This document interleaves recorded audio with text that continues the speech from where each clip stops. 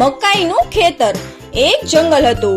જંગલમાં મિન્ટુ નામની એક ચકલી નવી આવી હતી. તે ઈંડા મૂકવાની હતી અને તેને સમજાતું નહોતું કે તે સુરક્ષિત જગ્યા કેવી રીતે શોધે.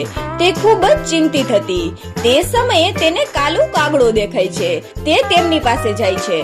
મિન્ટુ બોલી, કાગડાભાઈ, શું તમે મને કહી શકો છો કે આ જંગલમાં સૌથી સુરક્ષિત જગ્યા કઈ છે? મારા ઈંડા થવાના છે. કાલુ કાગડો બોલ્યો, ચકલીબેન, આ જંગલમાં એક જાલિમ સમડી રહે છે. તે તો પક્ષીઓના ઈંડાઓની શોધમાં જ રહે છે. તું એવું કર કે આ જંગલની બહાર એક મકાઈનું ખેતર છે. તે એકદમ તૈયાર છે. તું એની અંદર તારો માળો બનાવી લે. મિન્ટુ ચકલી બોલી, ત્યાં સમડીની નજર નહીં પડે. તમારો ખૂબ ખૂબ આભાર. તમે મને સમડી વિશે જણાવ્યું. મારા તો આ પહેલા જ ઈંડા છે અને હું મારા ઈંડાઓ માટે ખૂબ જ ચિંતિત છું. કાલુ કાગડો બોલ્યો, આભાર કહેવાની જરૂર નથી. આ તો મારું કર્તવ્ય છે. અને પછી મિન્ટુ ચકલી મકાઈના ખેતરની તરફ ચાલી જાય છે. મકાઈનું ખેતર ખૂબ જ ઘણું હતું. મિન્ટુ ચકલી આખો દિવસ મહેનત કરીને પોતાનો માળો બનાવી લે છે. મિન્ટુ બોલી, સારું થયું કે મારો માળો બની ગયો. હવે મારા ઈંડા અહીં સુરક્ષિત રહેશે. અને પછી બીજા દિવસે મિન્ટુ ચકલી ઈંડા પણ મૂકી દે છે અને તે ખૂબ જ ખુશ હતી. તે મકાઈના ખેતરમાં માળો બનાવવાનો એક ફાયદો પણ હતો કે તેમને દાણા શોધવા માટે દૂર જવું પડતું ન હતું. તે ત્યાં જ ખેતરમાંથી દાણા ખાઈ લેતી અને પોતાના ઘોંસલામાં જઈને ઈંડા ઉપર બેસી જતી હતી. મિન્ટુ ચકલી દરરોજ ગણતરી કરતી હતી કે ક્યારે ઈંડામાંથી બાળકો બહાર આવશે. અને પછી આખરે એ દિવસ પણ આવી જાય છે જ્યારે એક ઈંડું હલવા લાગે છે અને તેમાંથી એક બચ્ચું બહાર આવે છે. પછી બીજું ઈંડું પણ હલે છે અને તેમાંથી પણ એક બચ્ચું બહાર આવે છે. મિન્ટુ ચકલી પોતાના બાળકોને જોઈને ખૂબ જ ખુશ થાય છે. તે તેમને દાણા ખવડાવે છે અને ખૂબ જ પ્રેમ કરે છે. એમ જ રાત થઈ જાય છે અને બધા સૂઈ જાય છે. આમ જ થોડા દિવસો પસાર થઈ જાય છે અને પછી એક દિવસ મિન્ટુ ચકલીને નજીકમાંથી માણસોની વાત કરવાનો અવાજ સંભળાય છે. ખેડૂત બોલ્યો, કાલે આપણે પાક કાપવાનું શરૂ કરીશું. દરાતી લોહાર પાસે તેજ કરાવવા આપી છે, ત્યાંથી લઈને આવજે. અને પછી તે ખેડૂતો આવી રીતે વાત કરીને ત્યાંથી ચાલ્યા જાય છે. મિન્ટુ ચકલી આ બધું સાંભળીને ખૂબ જ પરેશાન થઈ જાય છે કારણ કે તેના બાળકો હજી ઉડતા પણ નહોતા શીખ્યા. મિન્ટુ ચકલી બોલી, હવે હું શું કરું? મારા બાળકો તો હજી ખૂબ જ નાના છે. હું તેમને લઈને ક્યાં જઈશ? જો તે ખેડૂત પાકને કાપી લીધો તો સમડીની નજર મારા બાળકો પર પડી શકે છે. ક્યાંક તે મારા બાળકોને ખાઈ ન જાય.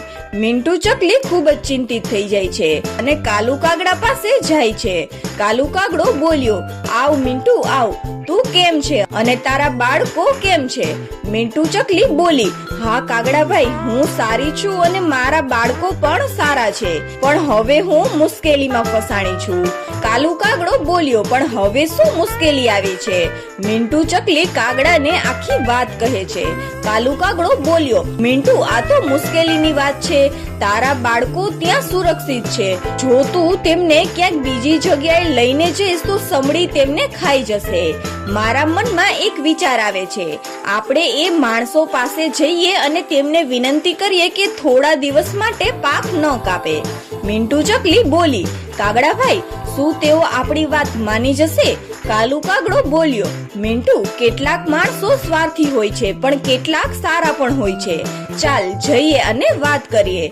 કદાચ તેઓ સારા હોય અને આપણી વાત માની જાય. પછી મિન્ટુ અને કાલુ કાગડો તે ખેડૂતો પાસે જાય છે.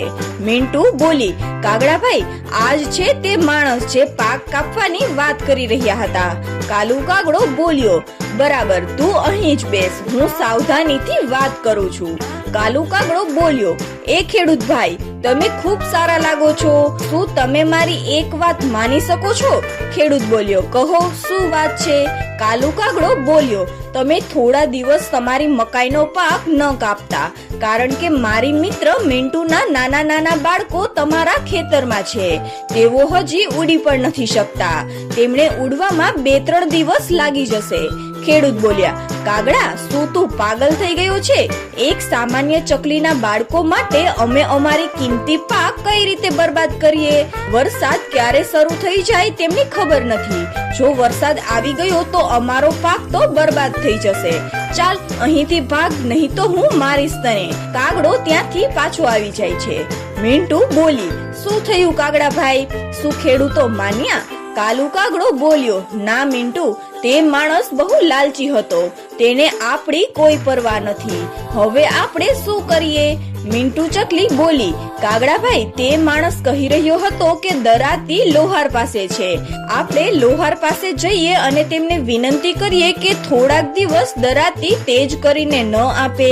જો ખેડૂતને દરાતી નહીં મળે તો તે પાક પણ નહીં કાપી શકે. પછી બંને લોહાર પાસે પહોંચે છે. પછી મિન્ટુ લોહારને આખી વાત જણાવે છે.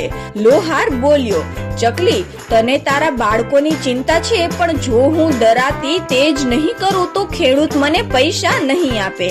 પછી હું મારા બાળકોને ખવડાવીશ કેવી રીતે? અને લોહાર પણ આ રીતે ના પાડી દે છે. અને પછી તેઓ ત્યાંથી નિરાશ થઈ જાય છે અને બંને એક વૃક્ષ પર બેસી જાય છે. મિન્ટુ બોલી, કાગડાભાઈ, હવે તો લોહારે પણ આપણી મદદ કરવાની ના પાડી દીધી છે. હવે શું કરીએ? કાલુ કાગડો બોલ્યો, મિન્ટુ, મારા મનમાં એક વિચાર આવ્યો છે. મિન્ટુ બોલી, શું વિચાર કાગડાભાઈ? કાલુ કાગડો બોલ્યો, તું અહીં જ બેસ અને જોઈ લે કે હું શું કરું છું. અને પછી બંને ત્યાં જ બેસી રહે છે. થોડા સમય પછી ખેડૂત પોતાની દરાતી લેવા આવે છે.